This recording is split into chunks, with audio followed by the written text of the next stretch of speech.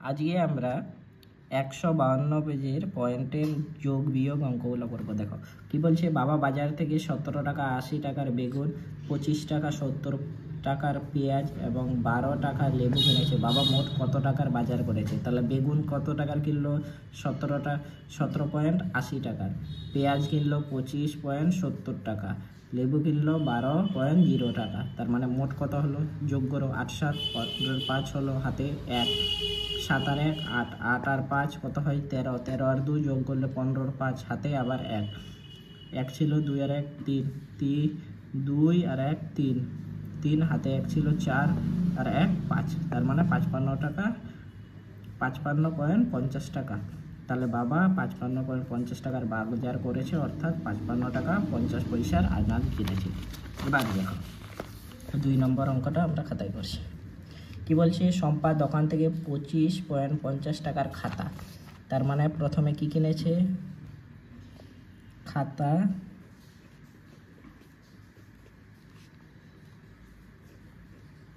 কিনলো। খাতা কত টাকার কিনেছে? 25.50 টাকা। তারপরে কি কিনেছে? পেন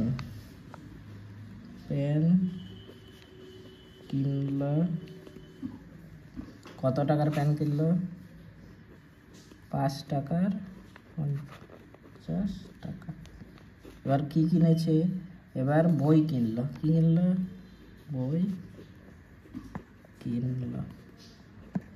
কত কিনলো?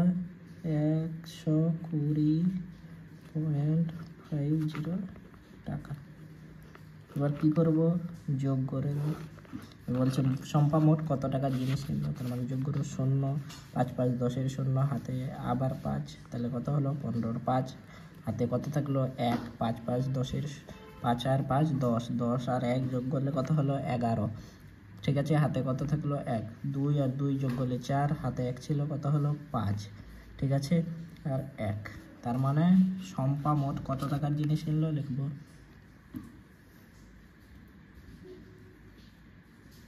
শম্পা মোট 151.50 টাকা, অর্থাৎ কি লিখবো? 151 টাকা 50 পয়সার জিনিস কিনল। ঠিক আছে। 3 নম্বর অঙ্ক বলছে, তুমি বাসে চেপে স্কুলে যাচ্ছ, কন্ডাক্টরকে 20 টাকা দিলে, তিনি তোমাকে 15.50 টাকা ফেরত দিলেন। কন্ট্রাক্টর কত টাকা দিলেন? দেখো কন্ট্রাক্টরকে কত টাকা দিলাম? 20 টাকা 00 পয়সা। ঠিক আছে, ফেরত দিল কত? 15.50 পয়সা। তার মানে কি করব? বিয়োগ করব। এবার দেখো 0 থেকে 0 বাদ দিলে 0 থাকে, উপরে 0 মানে কত ধরবো? 10, 10 থেকে 5 বাদ দিলে কত থাকে? 5 নামলো। এবার যেহেতু এটাকে 10 ধরলাম, হাতে 1 ছিল, এখানে যোগ করে দেবো। এবার 6 থেকে 10 থেকে 6 বাদ দিলে কত থাকে? 4 দিলে আবার হাতে 1 এখানে চলে আসলো। তার মানে 1 আর 1 যোগ হয়ে কত হলো? 2, 2 থেকে 2 বাদ দিলে কত থাকে? 0। তার মানে তিনি নিলেন কত টাকা? 4 টাকা 50 পয়সা। ঠিক আছে, এবার দেখো আমরা নেক্সট 4 নম্বর অঙ্ক করব। যে ঝর্ণা 100 টাকা নিয়ে মেলায় গেল, সেখান থেকে 20.50 টাকার চুড়ি, 10 টাকার বাসি কিনলো এবং 6 টাকা দিয়ে নাগরতলা চললো। ঝর্ণা কত টাকা ফেরত করলো? আগে দেখো কত খরচ করলো ওটা লেখো। কি চুড়ি কিনলো? 20.50 টাকা লিখে নিয়েছি। তারপরে কি কিনলো? বাসি কিনলো। তার মানে এখানে কি লিখবো? বাসি কত টাকার কিনেছিল? 10 টাকা। ঠিক আছে, এখানে কি দেবো? 0 0। এবার সব যোগ করো। এবার কি কিনলো? 6 টাকা দিয়ে নাগরদোলা, এটা লেখা আছে 0। এবার 5 যোগ করে নিলাম। এবার দেখো 6 নেমে গেল। এবার দেখো 2 আর 1 যোগ করলে কত হয়? 2 আর 1 যোগ করলে 3 হলো। তার মানে কত টাকা? 36 টাকা 50 পয়সা। ঠিক আছে, এবার দেখো 100 টাকা নিয়ে গেছিল 36, কি করলো 100 টাকা নিয়ে গেল, খরচা কত হলো 36 টাকা 50 পয়সা। তার মানে বিয়োগ করে দিই 100 টাকা থেকে 36.50 টাকা। দেখো 0 থেকে 0 বাদ দিলে 0 থাকলো, আর 10 থেকে 5 বাদ দিলে কত থাকবে 5 থাকলো। হাতে এখানে চলে আসলো, 6 আর 1 যোগ হয়ে কত হলো 7। এবার 10 থেকে 7 বাদ দিলে কত থাকবে 3 থাকবে, মানে পয়েন্টে দিয়ে দাও। এবার আবার হাতে এখানে চলে আসলো, 4 হয়ে গেল। এবার 10 থেকে 4 বাদ দিলে কত থাকবে 6 থাকবে।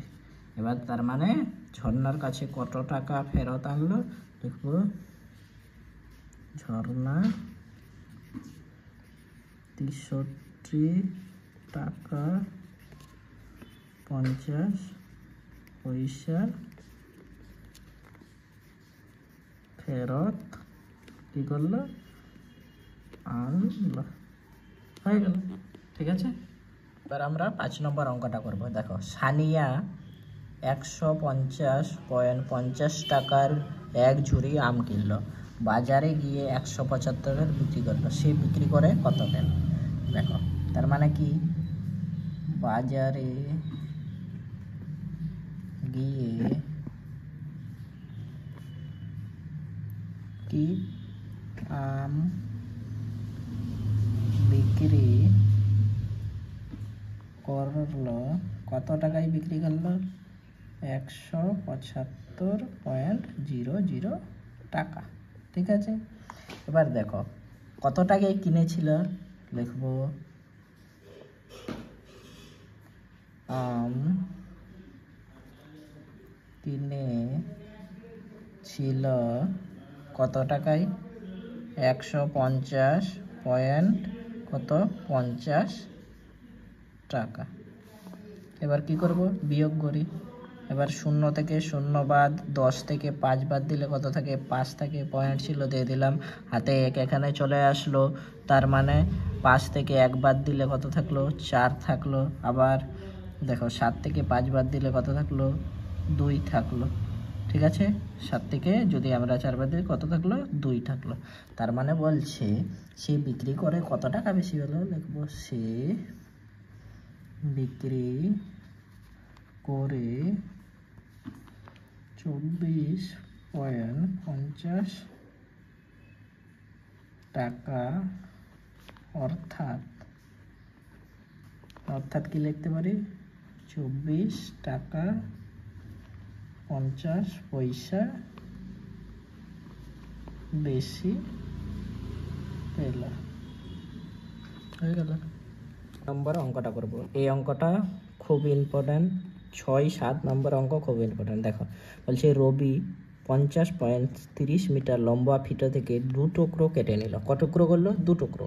এবার টুকরো দুটোর দৈর্ঘ্য যথা করে 10.20 মিটার আর একটা 11.30 মিটার। বলছে রবি মোট কত দৈর্ঘ্যের ফিতা কাটলো এবং কত দৈর্ঘ্যের ফিতা পরে রইল।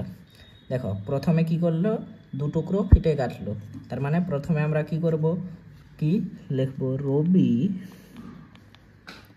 মোট কি করলো ফিতে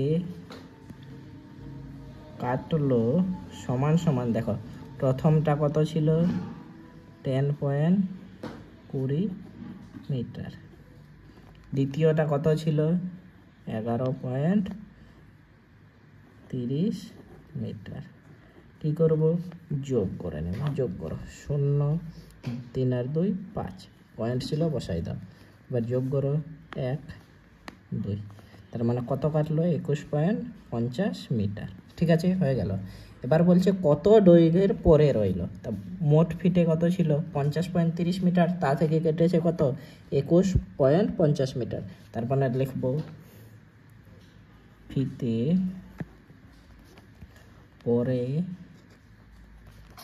রইল, দেখো মোট কত ছিল 50.30 মিটার, আর কি ফিতে কাটলো কত 21.50।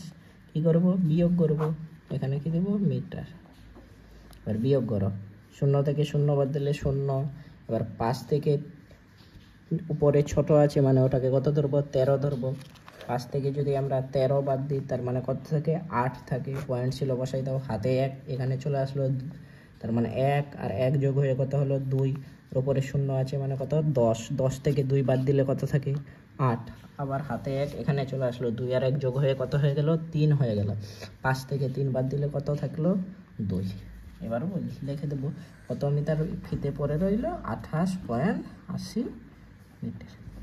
হয়ে গেল অ্যান্সার। অঙ্ক তোমাদের পরীক্ষায় আসতে পারে, এটা তোমরা একটু ভালো করে দেখে যাবা, ঠিক আছে।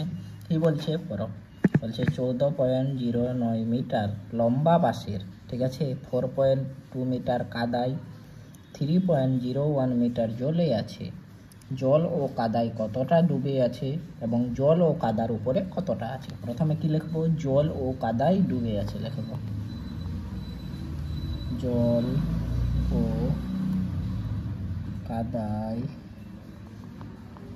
মোট কি আছে ডুবে আছে, দিয়ে দিলাম, কমা দিয়ে দাও। এবার দেখো জলে কতটা ছিল, কাদায় কতটা ছিল, কাদায় ছিল দিব 4.2 মিটার, ঠিক আছে। এবার লিখবো জলে ছিল, দেখো জলে কতটা ছিল 3.01 মিটার। এটার জন্যই অঙ্কটা দেয়, কি করব যোগ করে নেব, যোগ দিয়ে দাও। দেখো এখানে কিছু নাই মানে কি দেবো 0, এবার যোগ করো কত নামলো 1 2, এবার 4 আর 3 যোগ করলে কত 7 পয়েন্ট বসাই দাও এখানে মিটার। এবার দেখো কি বলছে, জলে কাদায় কতটা ডুবে আছে, তার মানে 7.21 মিটার জলে ও কাদায় ডুবে আছে, হয়ে গেল। এবার বলছে জল ও কাদার উপরে কত মিটার আছে, তার মানে মোট বাসটা কত ছিল 14.9 মিটার, মোট বাসটা কত ছিল 14.9 মিটার, ঠিক আছে। তার উপরে জলে কাদায় আছে এত মিটার, তার মানে এটা থেকে এটা বাদ দিয়ে গেলে কি হবে, কাদার উপরে কতটা আছে সেটা বের হয়ে যাবে। লিখব জল কাদার উপরে বাস আছে, কমা দিয়ে দাও। এবার দেখো কত 14.09 মিটার লম্বা ছিল, তা থেকে এই যে দুটা বাদ দিল 7.21, বিয়োগ করো, মিটার ছিল মিটার দিল মিটার, এবার দেখো বিয়োগ করো, 9 থেকে 1 বাদ দিলে কত থাকে 8। এবার দেখো এখানে 0 আছে মানে 10 ধরবো, 10 থেকে 2 বাদ দিলে কত থাকে 8, পয়েন্ট বসাই দাও, হাতে 1 এখানে চলে আসলো, 7 আর 1 8 হয়ে গেল, আর উপরে 4 আছে, 4কে কত ধরবো 14, এবার 14 থেকে 8 বাদ দিলে কত থাকে 6। এবার হাতে 1 এখানে ছিল 1 1 কেটে গেল 0, তার মানে লিখবো কি বলছে জল ও কাদার উপরে কত আছে, তার মানে 6.6 মিটার জল ও কাদার উপরে আছে, ঠিক আছে। 6.88 মিটার কিসের উপরে আছে, কাদার উপরে আছে, ঠিক আছে।